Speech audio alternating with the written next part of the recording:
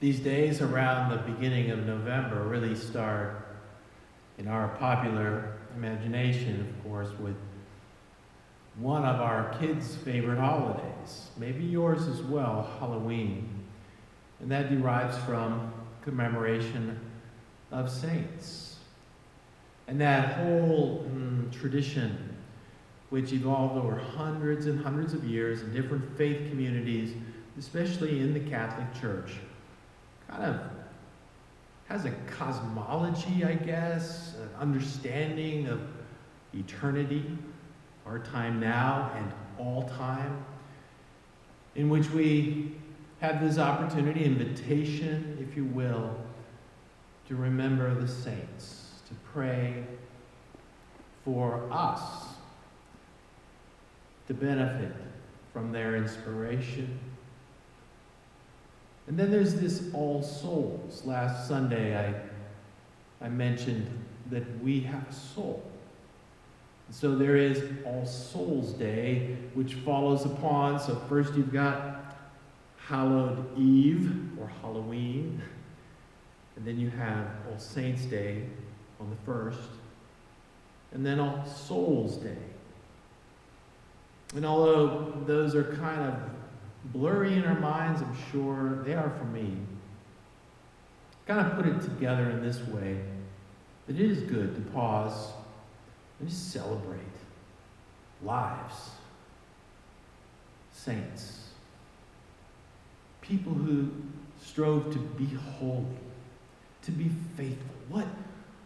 What is a saint?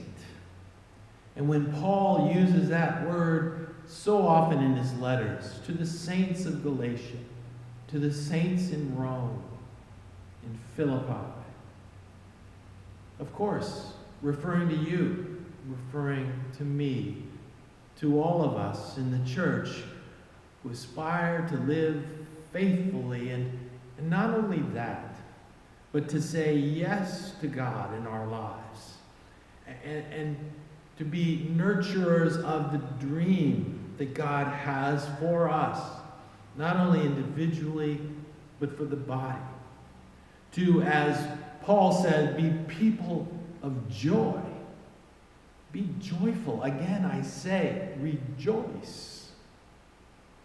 I know our notion of saints sometimes is kind of influenced by images of what? Puritans or the like in the different decades of church as we might have known it in different generations. You know, folks, maybe like my picture of Puritans who had this fear that somewhere somebody might be having fun. But no, saints, people who've been encountered by someone, capital S, transcendent, someone who loves us, an encounter that changes us, converts us. Yes, as some have said, we have so many selves, but in that moment of encountering God, all of our many selves, these different committees that voice themselves in our minds when we are encountering decision, opportunity, struggle, all unite in the desire to say yes and be faithful and follow God, and to learn what that means and to understand that that includes just pitfalls and error.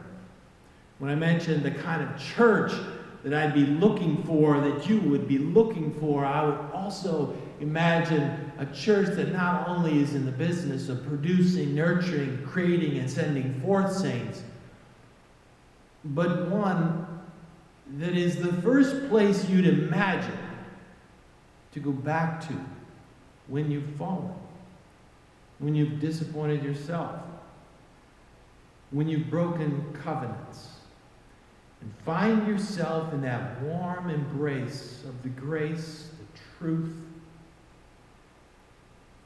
and the support of others to remember to find that reference point, to not forget that encounter with God that changed your life one day. I think of communion that we're about to celebrate. It's one of those opportunities that just kind of comes up every month and invites us to sit around the table and to reflect upon this journey of life as we seek to be holy, as we seek to carry out that pioneer of Jesus' life. He's the pioneer, and so we look upon him as one who set an example and shows us how to think and live and respond to conflict and people's abuse, and yet gather around himself people with a purpose to be God's people in this world. So gathering as we will around this table, we'll take bread and we'll take the cup and we'll share these things. We'll be renewed and we'll remember, and we won't have all these disparate voices, but once again that unified feeling, not a plurality of different options, notions of ourselves, but one unified vote for God in our lives, where we say yes.